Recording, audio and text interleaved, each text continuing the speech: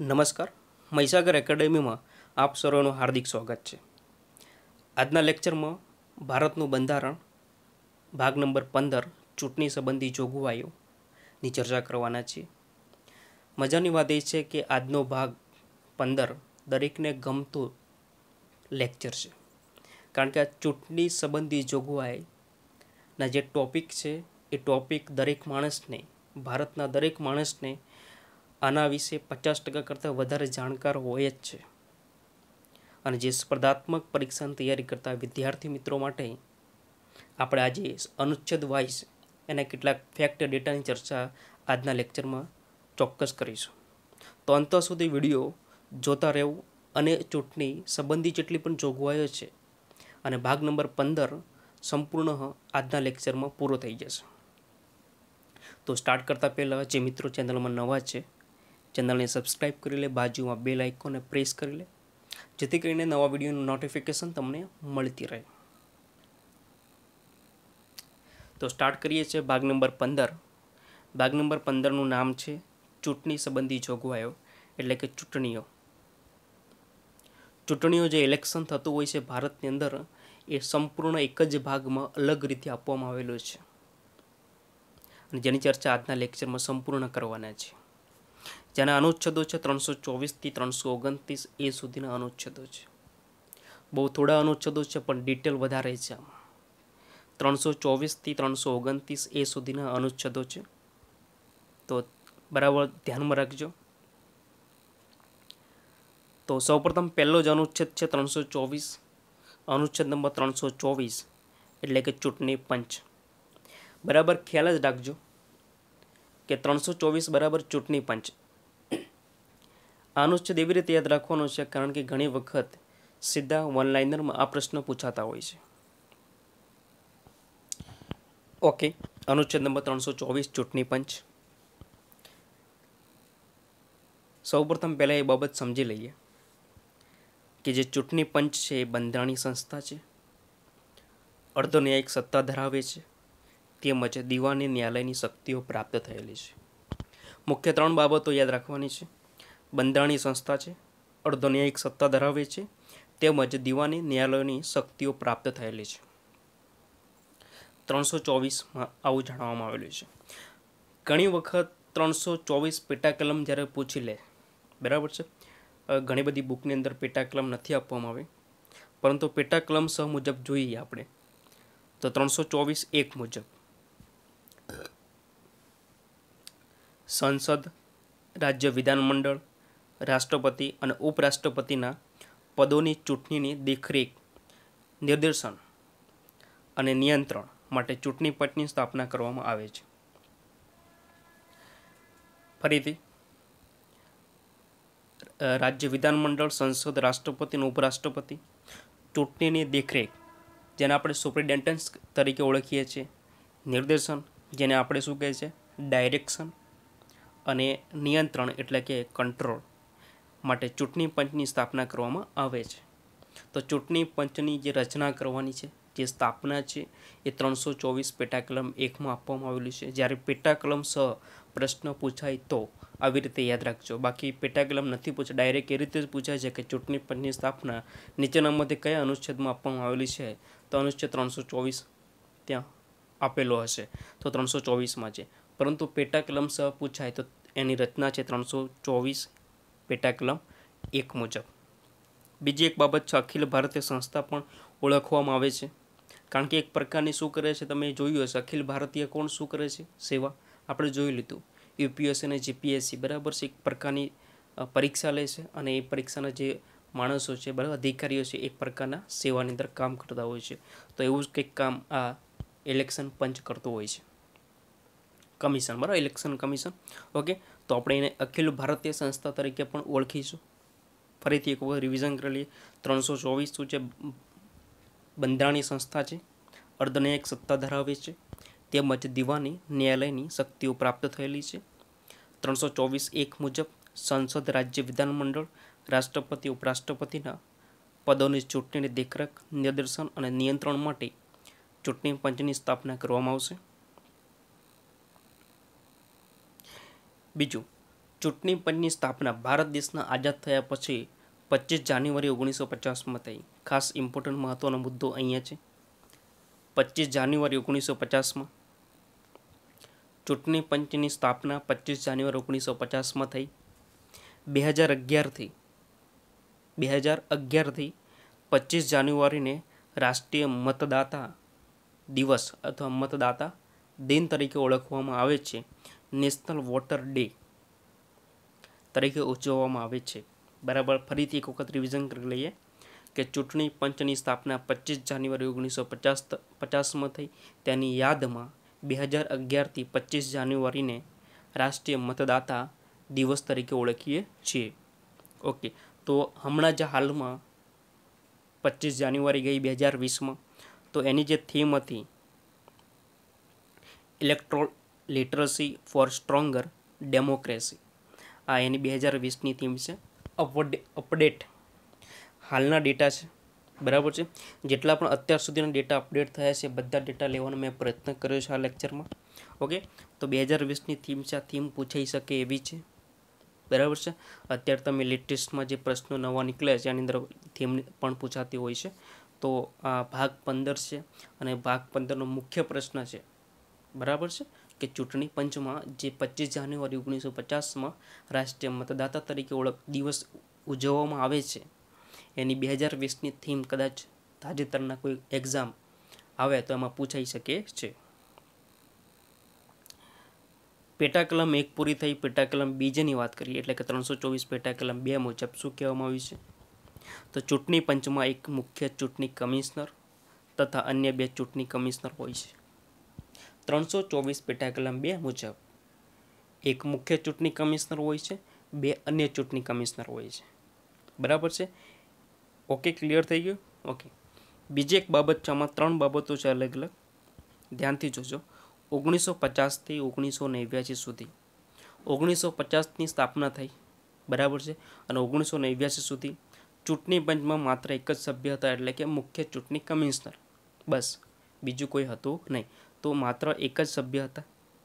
61માં સુધારો થયો. 1989માં બે અન્ય ચૂંટણી કમિશનરની જોગવાઈ કરવામાં આવી. બરાબર છે.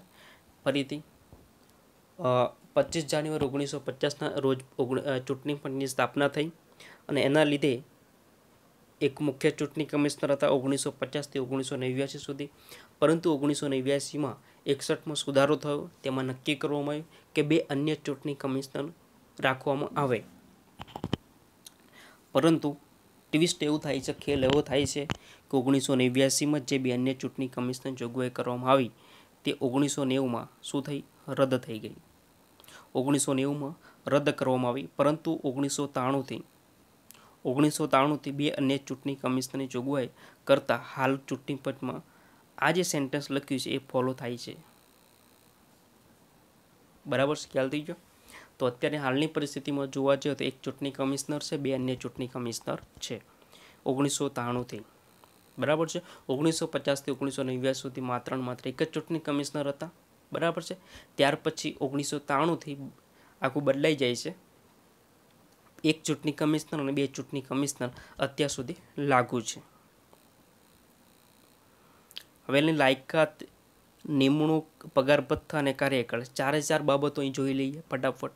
લાયકાત તો બંધારણમાં કોઈ ઉલ્લેખ નથી એટલે નો ટેન્શન. નિમણૂક, ચૂંટણી પંચના સભ્યની નિમણૂક રાષ્ટ્રપતિ દ્વારા કરવામાં આવે છે. નિમણૂક રાષ્ટ્રપતિ, શોર્ટકટ. રાજ્યના પ્રાદેશિક ચૂંટણી કમિશનરની નિમણૂક રાષ્ટ્રપતિ ચૂંટણી પંચની સલાહથી કરે છે. પગાર ભથ્થા તો પંચના મુખ્ય અને કમિશનર પગાર ભથ્થા પંચના મુખ્ય અને અન્ય કમિશનરને સર્વોચ્ચ ન્યાયાલયના ન્યાયાધીશ સમાન પગાર ભથ્થા મળતા હોય છે. પણ કોણ નક્કી કરતા હોય છે? રાષ્ટ્રપતિ. કાર્યકાળ તો એનો બંધારણમાં કોઈ જોગવાઈ નથી, પરંતુ રાષ્ટ્રપતિ દ્વારા નક્કી કરવામાં આવે છે. સામાન્ય રીતે 6 વર્ષ અથવા 65 વર્ષ, બેમાંથી જે પહેલા હોય ત્યાં સુધી હોદ્દા પર રહી શકે છે. ખ્યાલ આવી ગયો? લાયકાત અને કાર્યકાળનો ઉલ્લેખ નથી. બરાબર છે. એ કોણ નક્કી કરતું હોય છે? રાષ્ટ્રપતિ. જેનો ઉલ્લેખ નથી એ રાષ્ટ્રપતિ નક્કી કરતા હોય છે. નિમણૂક તો ચૂંટણી પંચના સભ્યની નિમણૂક રાષ્ટ્રપતિ દ્વારા કરવામાં આવે છે. બરાબર છે. રાજ્યના પ્રાદેશિક ચૂંટણી કમિશનરો એટલે કે રાજ્યના જે પ્રાદેશિક ચૂંટણી કમિશનરો એટલે કયા કયા ચૂંટણી કમિશનર હોય છે એ આપણને ખ્યાલ હોવો જોઈએ ને. પ્રાદેશિક એવી રીતે પ્રશ્ન પૂછે તો તમને એનો ખ્યાલ હોવો જોઈએ, જે આપણા જિલ્લાની અંદર હોય છે. બરાબર છે. તો એવા જે ચૂંટણી કમિશનરો છે એમની જે નિમણૂક છે એ રાષ્ટ્રપતિ ચૂંટણી પંચની સલાહથી કરતા હોય છે. હોદ્દા પરથી દૂર કરવાની સત્તા ખૂબ જ ઇમ્પોર્ટન્ટ લાસ્ટ ટોપિક છે. બીજી એક બાબત તમને કહી દઉં, 1 મિનિટ આના પછી કહું. હોદ્દા પરથી દૂર કરવાની સત્તા મુખ્ય ચૂંટણી કમિશનર હોય તો એને હોદ્દા પરથી દૂર કરવા હોય તો રાષ્ટ્રપતિ માટે વપરાતી મહાભિયોગ જેવી પ્રક્રિયા દ્વારા જ હટાવી શકાય છે. એટલે ખાસ કરીને યાદ રાખજો કે મુખ્ય ચૂંટણી કમિશનર દૂર કરવા હોય તો મહાભિયોગ પ્રક્રિયા કરવી પડે છે. કારણ કે એની પ્રક્રિયા સંસદમાં ચાલે છે અને જે પ્રક્રિયા સંસદમાં ચાલતી હોય એને આપણે મહાભિયોગ પ્રક્રિયા તરીકે ઓળખીએ છીએ. સંસદના બંને ગૃહોની વિશેષ બહુમતી હોવી જોઈએ. કુલ સભ્યો એટલે 50%ના હાજર રહીને મત આપનારની 2/3 બહુમતીથી હરાવી શકાય છે. તો મુખ્ય ચૂંટણી કમિશનર હોય એને મહાભિયોગની પ્રક્રિયા કરવી પડે છે. ઓકે. બીજું, અન્ય ચૂંટણી કમિશનર હોય તો એમના માટે મહાભિયોગની પ્રક્રિયા કરવી પડતી નથી. તો અન્ય 2 કમિશનર હોય એ પ્રાદેશિક ચૂંટણી કમિશનર હોય ગમે તે હોય એ રાષ્ટ્રપતિ મુખ્ય ચૂંટણી કમિશનરના સલાહથી હટાવી શકે છે. બરાબર છે, ખ્યાલ આવી ગયો? ઓકે. તો મુખ્ય ચૂંટણી કમિશનર અને અન્ય ચૂંટણી કમિશનર, તો ભારત દેશના પ્રથમ મુખ્ય ચૂંટણી કમિશનર કોણ હતા? આ પ્રશ્ન પૂછાય તો જવાબ લખવાનો છે તમારે સુકુમાર સેન. 1950 થી 1958 સુધી સુકુમાર સેન સાહેબ આપણા મુખ્ય ચૂંટણી કમિશનર તરીકે રહેલા હતા. બીજું, પ્રથમ મહિલા ચૂંટણી કમિશનર કોણ હતા? આ પ્રશ્ન પણ પૂછાઈ શકે છે. તો V.S. રમાદેવી આ પ્રથમ મહિલા ચૂંટણી કમિશનર હતા. V.S. રમાદેવી 1990 થી 1990માં 1 વર્ષ માટે આવેલા હતા V.S. રમાદેવી. બરાબર છે. ઓકે. તો તમારે એ ખાસ કરીને યાદ રાખવાનું છે. બીજી એક બાબત યાદ રાખવાની છે કે હાલમાં એટલે કે 2020ની દ્રષ્ટિએ જોવા જઈએ તો વર્તમાનમાં મુખ્ય ચૂંટણી કમિશનર કોણ છે? તો વર્તમાનમાં મુખ્ય ચૂંટણી કમિશનર સુનિલ અરોરા છે. લખી લેવું તો લખી લેજો, સુનિલ અરોરા. કરંટ અફેર્સમાં કામ લાગશે. વર્તમાનમાં મુખ્ય ચૂંટણી કમિશનર સુનિલ અરોરા છે. બીજું, જે 2 અન્ય ચૂંટણી કમિશનર હોય છે એમાં પ્રથમ અશોક લવાસા છે હાલમાં. અશોક લવાસા અને એક બીજા છે સુશીલ ચંદ્ર.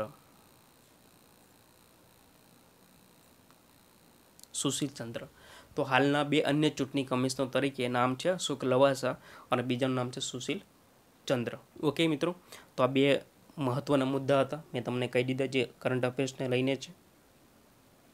ઓકે. હવે ચર્ચા કરીશું ચૂંટણી પંચના કાર્યો. બરાબર. આપણે જે 324 અનુચ્છેદ પૂરો કર્યો છે, 325, 26, 27, 28, 29 બધા અનુચ્છેદો બાકી છે. એ પહેલાં આપણે થોડીક ચર્ચા કરી લઈએ ચૂંટણી પંચના કાર્યો કે જે 324માં અનુચ્છેદમાં આપણે ચર્ચા કરી રહ્યા છીએ. તો મેં કેટલાક મુદ્દાઓ લીધા છે ઇમ્પોર્ટન્ટ. ત્યાં પહેલો મુદ્દો છે પરિસીમન આયોગ અને સીમાંકન આયોગ. પરિસીમન આયોગ અને સીમાંકન આયોગ હાલમાં 2001ની વસ્તી ગણતરીને ધ્યાનમાં રાખીને સંસદીય ચૂંટણી ક્ષેત્ર નક્કી કરવામાં આવ્યું છે. બધાને ખબર છે 2026 સુધી ચૂંટણી ક્ષેત્ર નક્કી કરવામાં આવ્યું છે. પછી 2026 પછી જે પણ લાસ્ટ વસ્તી ગણતરી હશે એના પ્રમાણે એ સીમાંકન કરવામાં આવશે. ચૂંટણી પંચનું સૌપ્રથમ કાર્ય મત વિસ્તારનું સીમાંકન કરવાનું હોય છે. તેમાં 10 વર્ષના અંતરે થનારી વસ્તી ગણતરીને ધ્યાનમાં લેવાની હોય છે. હાલમાં 2011ની ગણતરી પૂરી થઈ ગઈ છતાં આપણે ધ્યાનમાં લીધું નથી, કારણ કે એવું નક્કી થઈ ગયેલું છે ક્યારથી 2001થી કે 2026 સુધી આપણે એમાં કોઈ ફેરફાર કરવાનો નથી એટલા માટે. પરંતુ એવો નિયમ એવો છે કે 10 વર્ષના અંતરે થનારી વસ્તી ગણતરીને ધ્યાનમાં લેવાની હોય છે. ભારતીય બંધારણના અનુચ્છેદ 1982માં આપણે ભણી ગયા છે. સંસદ દરેક વસ્તી ગણતરી બાદ કાયદો બનાવી સીમાંકન આયોગની રચના કરશે. તો સીમાંકન આયોગ છે તો તમને 82 અનુચ્છેદ પણ યાદ આવવું જોઈએ અને ચૂંટણી માટે છે એ પણ તમને યાદ આવવું જોઈએ. બરાબર છે? Okay, clear. સીમાંકન આયોગના જે સભ્યો હોય છે કયા કયા સભ્યો હોય છે? તો 2 ચૂંટણી કમિશનર હોય છે ગમે તે, 2 સુપ્રીમ કોર્ટના સભ્યો હોય છે અથવા હાઈકોર્ટના, 2 સુપ્રીમ કોર્ટ કાં તો હાઈકોર્ટના નિવૃત્ત ન્યાયાધીશ હોય છે.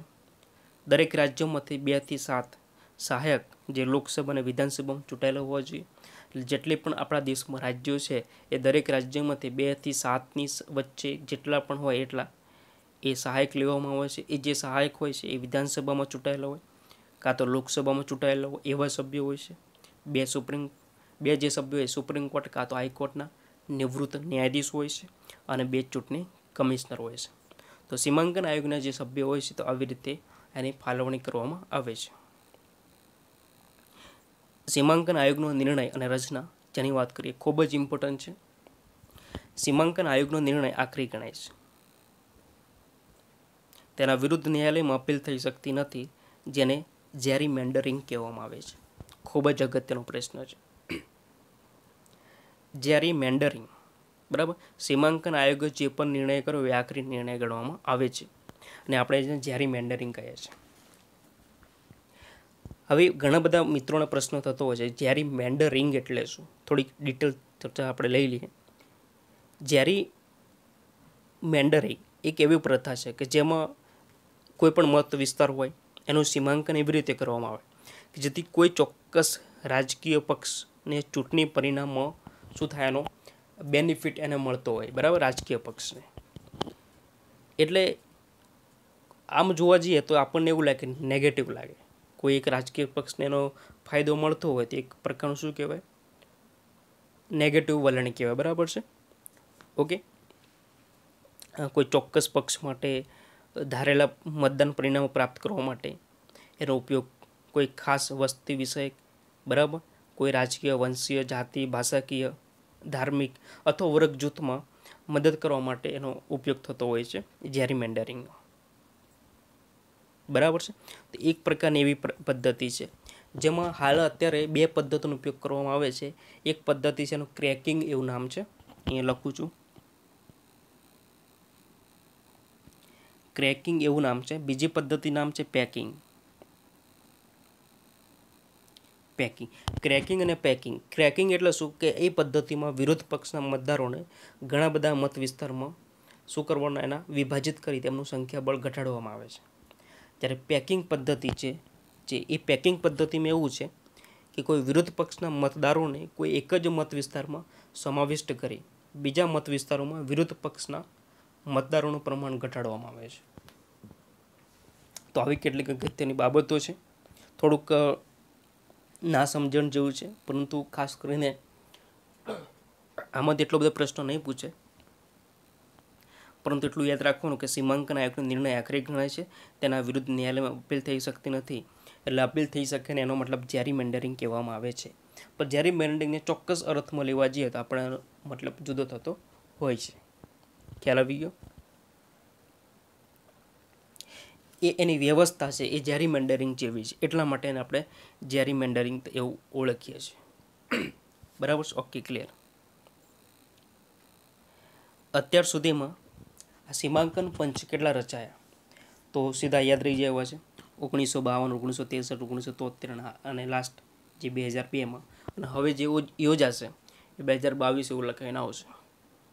બરાબર છે? ક્લિયર. 1952, 1963, 1973, 2002, 2001ની વસ્તી ગણતરી લીધે 2002માં એનું સીમાંકન થયું. બરાબર છે?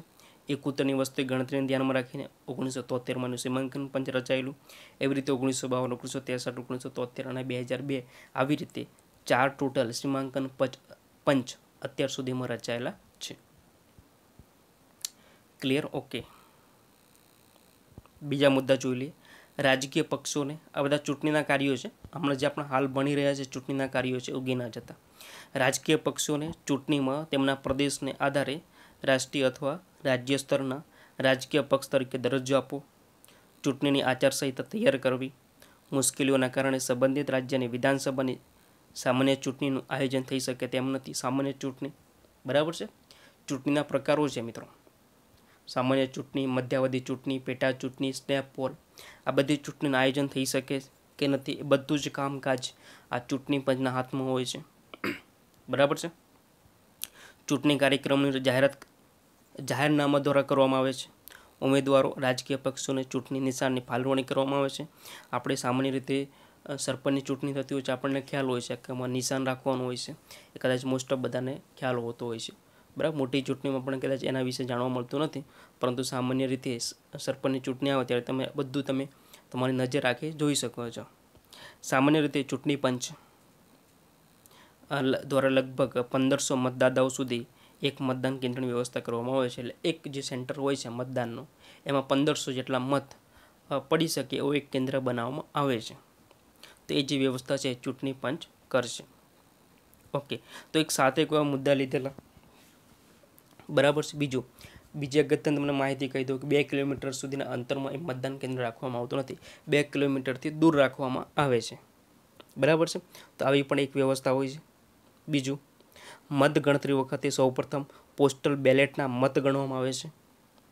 ચૂંટણીની કામગીરીમાં સંકળાયેલા કર્મચારી હોય, બરાબર છે, એ ટપાલથી મતદાન કરી શકે છે. બરાબર છે. માટે જે તે મત વિસ્તારના ચૂંટણી અધિકારી દ્વારા મતપત્ર મોકલવામાં આવે છે.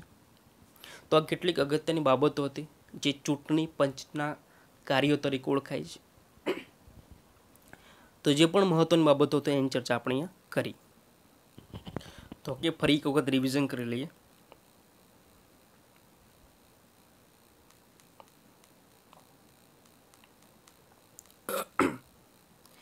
એક વખત આખો અનુચ્છેદ રિવિઝન કરી લઈએ ફટાફટ. 324માં ચૂંટણી પંચ છે, બંધારણીય સંસ્થા છે, અર્ધન્યાયિક સંસ્થા છે, સત્તા ધરાવે છે. 324 પેટા કલમ 1 મુજબ સંસદ, રાજ્ય વિધાનમંડળ, રાષ્ટ્રપતિ, ઉપરાષ્ટ્રપતિના પદોની ચૂંટણી દેખરેખ, નિર્દેશન અને નિયંત્રણ માટે ચૂંટણી પંચની સ્થાપના કરવામાં આવશે. ચૂંટણી પંચની સ્થાપના 25 જાન્યુઆરી 1950માં થયેલી. તેની યાદમાં 2011થી 25 જાન્યુઆરીથી રાષ્ટ્રીય મતદાતા દિવસ તરીકે ઓળખવામાં આવે છે. હાલમાં જેની 2020ની થીમ જોવા જઈએ તો electoral literacy for stronger democracy ખૂબ જ ઇમ્પોર્ટન્ટ છે. તમારી નોટમાં નોંધી લેજો. 324 પેટા કલમ 2 મુજબ જોઈએ તો સંરચના બતાવવામાં આવી છે, એટલે કે રચના બતાવવામાં આવી છે. ચૂંટણી પંચમાં એક મુખ્ય ચૂંટણી કમિશનર છે અને 2 અન્ય ચૂંટણી કમિશનર છે. થોડું ડિટેલમાં વધારે ભણીએ તો એવો ખ્યાલ આવે છે કે 1950થી 1989 સુધીમાં, મને સાંભળજો, 1950થી 1989 સુધીમાં માત્ર એક જ ચૂંટણી કમિશનર હતા. 61માં સુધારો એવો આવ્યો 1989માં જેમાં 2 અન્ય ચૂંટણી કમિશનરની ભલામણ કરવામાં આવી, પરંતુ તે રદ થઈ જતા ફરીથી ગઠન એનું 1993માં કરવામાં આવ્યું. 1993થી હાલની તારીખ સુધીમાં એક ચૂંટણી કમિશનર અને 2 અન્ય ચૂંટણી કમિશનર તરીકે રોકાયેલા છે, જેમાં પ્રથમ ચૂંટણી કમિશનર તરીકે સુકુમાર સેન તરીકે ફરજ બજાવી ચૂકેલા હતા. બીજું, પ્રથમ મહિલા ચૂંટણી કમિશનર VS રમાદેવી. વર્તમાનમાં મુખ્ય ચૂંટણી કમિશનર સુનિલ અરોરા સાહેબ છે. 2 અન્ય ચૂંટણી કમિશનર વાત કરીએ તો એક છે અશોક લવાસા, બીજા છે સુશીલ ચંદ્ર. ઓકે.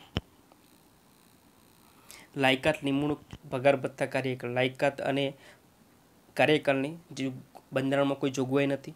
નિમણૂક રાષ્ટ્રપતિ કરશે, પગાર ભથ્થા એ પણ એ જ. હોદ્દા પડી દૂર કરવાની સત્તા તો મુખ્ય ચૂંટણી કમિશનર હોય છે, એને હોદ્દા પડી દૂર કરવા હોય. અત્યારે હાલમાં કોણ છે? સુનિલ અરોરા છે. તો સુનિલ અરોરા સાહેબને દૂર કરવા હોય તો મહાભિયોગ જેવી પ્રક્રિયા કરવી પડે છે. જે 2 અન્ય ચૂંટણી કમિશનરો છે, અશોક લવાસા અને સુશીલ ચંદ્ર, આ બંને જણને જો આપણે દૂર કરવા હોય તો સામાન્ય રીતે રાષ્ટ્રપતિ દૂર કરી શકે છે મુખ્ય ચૂંટણી કમિશનરની ભલામણથી. ચૂંટણી પંચના કાર્યો ફટાફટ જોઈ લઈએ. પરિસીમન આયોગ ખૂબ જ ઇમ્પોર્ટન્ટ છે.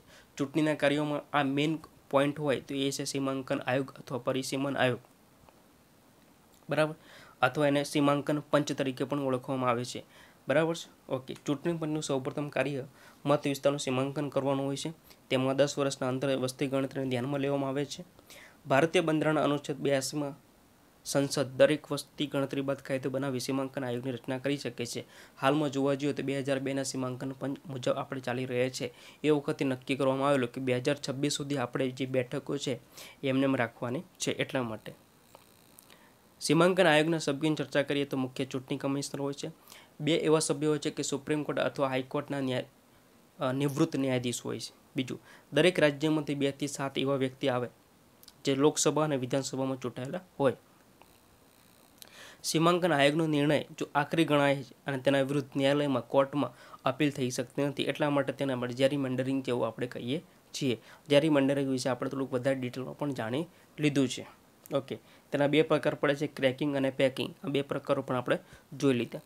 અત્યાર સુધીમાં સીમાંકન પંચ 4 વખત રચાયેલું છે, 1952, 1963, 1973, 2002માં. બરાબર છે. ઓકે, ચૂંટણીના કાર્યમાં બીજો પોઈન્ટ છે રાજકીય પક્ષોની ચૂંટણીમાં તેમના પ્રદેશના આધારે રાષ્ટ્રીય અથવા રાજ્ય સ્તરના રાજકીય પક્ષ તરીકે દરજ્જો આપવો, ચૂંટણીની આચારસંહિતા તૈયાર કરવી, મુશ્કેલીઓના કારણે સંબંધિત રાજ્યની વિધાનસભાની સામાન્ય ચૂંટણીનું આયોજન થઈ શકે તેમ નથી, ચૂંટણી કાર્યક્રમની જાહેરાત જાહેરનામા દ્વારા કરવામાં આવે છે. ખૂબ જ ઇમ્પોર્ટન્ટ છે. એવી રીતે જાહેરાત નથી કરી દેવામાં આવે સિમ્પલ રીતે, પણ એક પ્રકારનું જાહેરનામું બહાર પાડવામાં આવે છે અને એના મુજબ એ તારીખ નક્કી કરવામાં આવે છે. ઉમેદવારો અને રાજકીય પક્ષોના ચૂંટણી નિશાનની ફાળવણી કરવામાં આવે છે, આપણે જોઈ લીધું. 7મો મુદ્દો, સામાન્ય રીતે ચૂંટણી પંચ દ્વારા લગભગ 1500 મતદાતાઓ સુધી એક મતદાન કેન્દ્રની વ્યવસ્થા કરવામાં આવે છે. ઘણી વખત એમાં વધી પણ જતું હોય છે. બરાબર છે. તો આવી આપણી સામાન્ય રીતે ચર્ચા આપણે કરી દીધી છે. તો એક અનુચ્છેદ આપણો પૂરો થયો 324, અને હવે ચર્ચા કરીશું અનુચ્છેદ નંબર 325. અનુચ્છેદ નંબર 325, કોઈ વ્યક્તિ ધર્મ, જાતિ, જ્ઞાતિ, લિંગ ભેદના કારણસર મતદાર યાદીમાં નામનો સમાવેશ કરવા ગેરલાયક બનશે નહીં. એટલે કે કોઈ પણ વ્યક્તિ હોય એ મતદાર બની શકે છે. એના પર કોઈ ધર્મ, જાતિ, લિંગ, કોઈ પણ પ્રકારનો ભેદભાવ કરવામાં આવતો નથી, અથવા તે કારણસર ખાસ મતદાર યાદીમાં નામ દાખલ કરવા હક દાવો કરશે નહીં. અને એની પણ સામે બીજા આપ્યું છે કારણસર કોઈ ખાસ મતદાર યાદીમાં નામ દાખલ કરવાનો હક દાવો કરશે નહીં. ઓકે, તો 325માં તો કોઈ વ્યક્તિ ધર્મ, જાતિ, લિંગ, જ્ઞાતિના ભેદભાવના કારણે એને સમાવેશ કરવો અથવા ગેરલાયક કરવો એ પણ શક્ય નથી. બળજબરીથી પણ એને મતદારમાં નામ લખાવવું એ પણ અયોગ્ય છે. બરાબર છે. તો કોઈ વ્યક્તિ ધર્મ, જાતિ, જ્ઞાતિ, લિંગભેદના કારણસર મતદાર યાદીમાં નામનો સમાવેશ કરવા ગેરલાયક બનશે નહીં, અથવા તે કારણસર ખાસ મતદાર યાદીમાં નામ દાખલ કરવા હક દાવો પણ કરશે નહીં. અનુચ્છેદ નંબર 326 ખૂબ જ ઇમ્પોર્ટન્ટ છે. 2 અનુચ્છેદ જોઈ લીધા. અનુચ્છેદ નંબર 324 ચૂંટણી પંચ. 325 કે કોઈ પણ ધર્મ, જાતિ, લિંગ ભેદભાવ કોઈ કારણસર એ શું કરશે,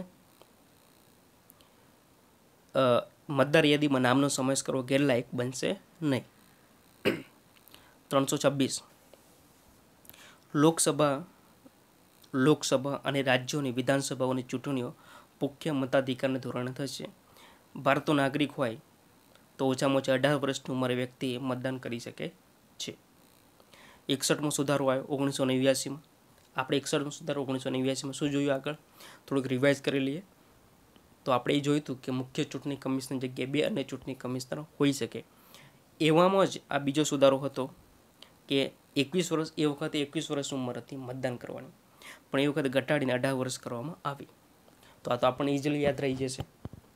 બરાબર છે. 61મો સુધારો 1989 આપણને બે બાબતો શીખવાડે છે, જે 324માં પણ કામ લાગે છે, 325 અને 326માં પણ કામ લાગે છે. તો 326 મત આપવા માટે 18 વર્ષ ઉંમર હોવી જોઈએ. 327 વિધાનમંડળની ચૂંટણીઓ સંબંધમાં જોગવાઈ કરવાની સંસદની સત્તા. વિધાનમંડળની ચૂંટણીમાં, બરાબર છે, વિધાનમંડળની ચૂંટણીમાં જોગવાઈ કરવાની સંસદની સત્તા છે. 327 328 રાજ્ય વિધાનમંડળ ચૂંટણીઓ સંબંધમાં જોગવાઈ કરવાની વિધાનમંડળની સત્તા છે. ખ્યાલ આવી ગયો. તો 327 શું છે? 327માં એવું છે કે વિધાનમંડળ ચૂંટણી સંબંધમાં સંસદની સત્તા છે. 328માં વિધાનમંડળની સત્તા છે. આટલો જ ફરક છે 327 328માં. ઓકે. 329 ચૂંટણી બાબતોમાં અદાલતની દરમિયાનગીરી પર પ્રતિબંધ મૂકવામાં આવે છે. એટલે કે ચૂંટણી બાબતોમાં અદાલત આની અંદર ભાગ ભજવશે નહીં. બરાબર છે. કોર્ટ કોર્ટ આમાં ભાગ ભજવશે અને એટલા માટે આપણે કહી શકીએ છીએ કે જ્યારે ચૂંટણી આવે ત્યારે ઇલેક્શન કમિશનરનો જે પાવર હોય છે ડબલ થઈ જતો હોય છે. બરાબર છે. તો ચૂંટણી બાબતોમાં અદાલતની દરમિયાનગીરી પર પ્રતિબંધ મૂકવામાં આવ્યો છે. 329A 44માં સુધારો બંધારણીય 1978માં શું થઈ ગયો? રદ થઈ ગયો. 329A clear. તો આપણે ફટાફટ એક વખત રિવિઝન કરી લઈએ. 324માં ચૂંટણી છે. 325માં ધર્મ, જાતિ, જ્ઞાતિ, લિંગ ભેદભાવને કારણે કોઈ વ્યક્તિ મતદાર યાદીમાં નામ દાખલ કરવા માટે અયોગ્ય નહીં થવા બાબત. બરાબર છે. 326માં લોકસભાની અને રાજ્યોની વિધાનસભાની ચૂંટણીમાં પુખ્ત મતાધિકારનો અધિકાર છે, એટલે કે 18 વર્ષની ઉંમર છે. આપણે એ પણ જોઈ લો. 61માં સુધારો 1989માં 21 વર્ષથી ઘટાડીને 18 વર્ષ કરવામાં આવે. બીજું 327માં વિધાનમંડળમાં ચૂંટણી અંગે જોગવાઈ કરવાની સંસદની સત્તા છે. 328માં વિધાનમંડળની સત્તા છે. એવી રીતે 329માં આપણે જોઈ લીધું કે ચૂંટણી વિષયક બાબતમાં કોર્ટ દખલગીરી કરશે નહીં, અને 329A રદ થઈ ગયેલો છે. Clear point. ઓકે. તો બધા જ અનુચ્છેદો આપણે અહીંયા પૂરા થઈ ગયા છે. બરાબર છે. ટોટલી જે અનુચ્છેદો હશે આપણા અહીંયા ચૂંટણી સંબંધી, એટલે કે ભાગ નંબર 15ના અનુચ્છેદો પૂરા થઈ ગયા છે. થોડુંક ઇમ્પોર્ટન્ટ ઇલેક્શન ઉપર લઈ લઈએ તો તમે એક જોઈ શકો છો ઈવીએમ મશીન છે. ખૂબ જ ઇમ્પોર્ટન્ટ છે. આમાંથી એક પ્રશ્ન પૂછાઈ ગયેલા છે, એટલા માટે આ ટોપિક મેં લીધો છે. EVM electronic voting machine. શું કહેવામાં આવે છે? Electronic voting machine. તમે આ મશીન જોવો છો. આ મશીન કરતાં તમે 18 વર્ષની ઉપર ઉંમર થઈ હશે, તાજેતરમાં કોઈ પણ તમે મત કર્યું હશે તો આ મશીન તમે જોયું હશે. બરાબર છે. આ બધા નામો છે, આ બધા ક્રમ છે, આ બધા ચિહ્નો છે, અને આ બાજુ અહીંયા બટન આપવામાં આવેલું છે. બટનમાં તમારે દબાવવાનો છે એટલે તમારો મત ત્યાં પડી જાય.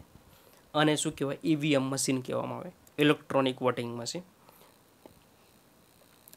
એનો ભારતમાં સૌપ્રથમ ઉપયોગ કેરળમાં થયો 1982માં. ઈવીએમ મશીનનો ઉપયોગ કેરળમાં થયો 1982માં. બરાબર ધ્યાનથી સાંભળજો. પછી ધીમે ધીમે 1999 સાલ આવે છે. ગોવાની અંદર, સમગ્ર ગોવાની અંદર આનો ઉપયોગ થયો, જે ગોવાની વિધાનસભાની ચૂંટણીમાં થયો. એટલે પહેલી વખત ઉપયોગ 1982માં થયો. બરાબર છે. કેરળમાં થયો. પછી સમગ્ર રાજ્યમાં થયો એવું પ્રથમવાર. તો ગોવામાં ક્યારે? 1999માં. એની ભલામણ કોને કરી હતી? દિનેશ ગોસ્વામી. શું કરી? કે સમગ્ર રાજ્યમાં, એટલે કે સમગ્ર દેશમાં આનો ઉપયોગ કરવામાં આવે. તો 1990માં એની ભલામણ કરવામાં આવી હતી. 2004થી અમલ થઈ ગયું સમગ્ર ભારતની અંદર. વિધાનસભા અને લોકસભાની ચૂંટણીમાં ઈવીએમ મશીનનો ઉપયોગ કરવામાં આવે છે. એટલે કે 2004થી બધી જગ્યાએ ઉપયોગ કરવામાં આવે છે. વધુમાં વધુ 16 ઉમેદવારો અહીંયા એડ થઈ શકે છે. આ જે ઈવીએમ મશીન છે એમ વધુમાં વધુ 16 ઉમેદવારો સમાવેશ થઈ શકે છે. આપણા પુસ્તક પ્રમાણે આપણા ડેટા છે આ બધા.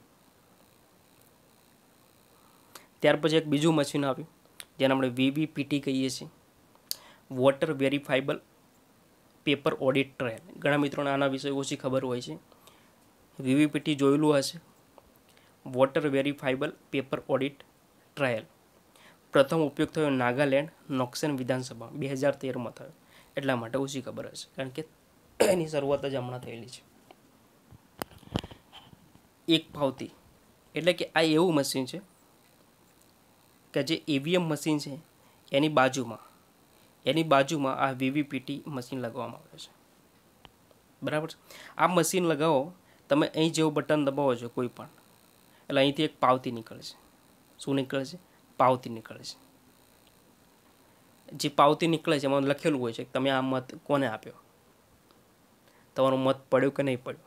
જો મત પડ્યો હશે તો કોને આપ્યો એની ડિટેલ્સ નીકળશે, એક પાવતીમાં નીકળશે. જે પાવતી નીકળે છે એ મશીનનું નામ છે વીવીપીટી,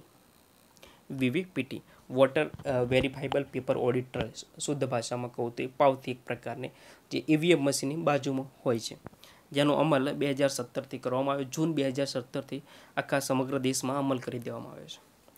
બરાબર છે. ઈવીએમ મશીનનો અમલ 2014થી કરવામાં આવ્યો, જ્યારે વીવીપીટીનો અમલ 2017થી કરવામાં આવ્યો. વોટર કાર્ડ, જે આપણે ચૂંટણી આપવા મત આપવા માટે જઈએ છીએ, બરાબર છે, તો આપણી પાસે કાર્ડ હોય છે. તો જે કાર્ડ હોય છે એનું વોટર કાર્ડ તરીકે ઓળખવામાં આવે છે, જેની શરૂઆત કોણે કરી હતી? TN શેષાને કરી હતી 1993માં. બરાબર, TN શેષાન. જે 1990 અને 96ની આસપાસમાં એ મુખ્ય ચૂંટણી કમિશનર હતા. બરાબર છે. તો તમારે એ પણ યાદ રાખવાનું છે જેમણે વોટર કાર્ડની શરૂઆત કરી હતી કે એક પ્રકારનું ઓળખપત્ર તમારું રહેશે. ઓકે, તો આભાર. તો અહીં તો આપણે ચેપ્ટર પૂરું થઈ જાય છે. બીજી એક બાબત કર્યું, ત્યાર પછી એક શબ્દ નોટા શબ્દ આવ્યો છે, નોટા બટન આવ્યો છે. બરાબર છે, જેનો ફૂલ ફોર્મ છે નન ઓફ ધ અબવ, જેનો પ્રથમ ઉપયોગ છત્તીસગઢમાં 2013ની સાલમાં થયેલો. આ પણ તમે યાદ રાખી શકો છો, ભાગ 15 રિલેટેડ પ્રશ્ન છે. 2013માં છત્તીસગઢમાં ઉપયોગ થયેલો. નોંધી લેજો, પોઈન્ટ બહુ ઇમ્પોર્ટન્ટ છે. 2013માં ક્યાં? છત્તીસગઢમાં. બરાબર છે, નોટાનો ઉપયોગ થયેલો. એનો અમલ ક્યારથી શરૂ થયો? સુપ્રીમ કોર્ટે આદેશ આપ્યો છે. કોણે આદેશ આપ્યો? સુપ્રીમ કોર્ટે આદેશ આપ્યો. 29 સપ્ટેમ્બરથી 2013થી 29 સપ્ટેમ્બર 2013થી આ નોટા જે બટન છે દરેક ઇલેક્શનમાં આનો ઉપયોગ કરવામાં આવે. બરાબર છે, તો 29 સપ્ટેમ્બર. બરાબર છે, તો યાદ રાખી લખો, નોટા નન ઓફ ધ અબવ પ્રથમ ઉપયોગ ક્યાં થયો? છત્તીસગઢમાં થયો 2013ની સાલમાં જ. અને 2013માં જ સુપ્રીમ કોર્ટે એવું કીધું કે આ બટન તમે ઉપયોગ કરી શકો છો. કઈ તારીખે કીધેલું? 29 તારીખે, 29 સપ્ટેમ્બર 2013માં કીધેલું. તો આ બાબત પણ ક્લિયર રાખજો. ઓકે, તો અહીં આપણે ચૂંટણી પંચ, ઇલેક્શન કમિશન, પોલિટિક્સ પાર્ટીસ થોડી ચર્ચા કરી લઈએ. બરાબર છે, તો આપણું એ ચેપ્ટર પણ પૂરું થઈ જાય એટલે તમને પોલિટિક્સ પાર્ટીની પણ વાત કરી લો. હાલમાં કઈ કઈ પોલિટિક્સ પાર્ટી છે? તો બીજેપી છે, માર્ક્સવાદી છે, જેને આપણે ભારતીય કોમ્યુનિસ્ટ પાર્ટી તરીકે ઓળખીએ છીએ. ભારતીય કમ્યુનિસ્ટ પાર્ટી CPI તરીકે ઓળખાય છે. બરાબર, બહુજન સમાજ પાર્ટી છે, કોંગ્રેસ છે, જેને આપણે નેશનાલિસ્ટ કોંગ્રેસ પાર્ટી NCP તરીકે ઓળખીએ છીએ. અને તૃણ કોંગ્રેસ જે એ પણ NCP તરીકે ઓળખાય છે. ઓકે મિત્રો, તો આ જે બાબતો હતી જે બહુ જ અગત્યની બાબતો હતી. તો બંધારણમાં અહીં આપણે ભાગ નંબર 15 પૂરો કરીએ છીએ. ભાગ નંબર 15 ચૂંટણી 324 થી 329 ની કેટલીક અગત્યની બાબતો હતી. સંપૂર્ણ અનુચ્છેદ ક્લિયર પોઈન્ટ કરાવ્યા છે મેં તમને, કંઈ પણ ડાઉટ નહીં રહે. બરાબર છે, જે પણ અગત્યના પોઈન્ટ હતા.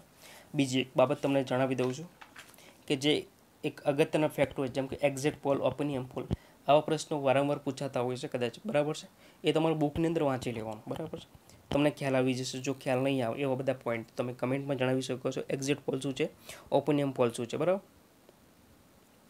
પછી રાઇટ ટુ રિજેક્ટ પોઈન્ટ હોય છે, રાઇટ ટુ રિજેક્ટના ગેરફાયદા હોય છે.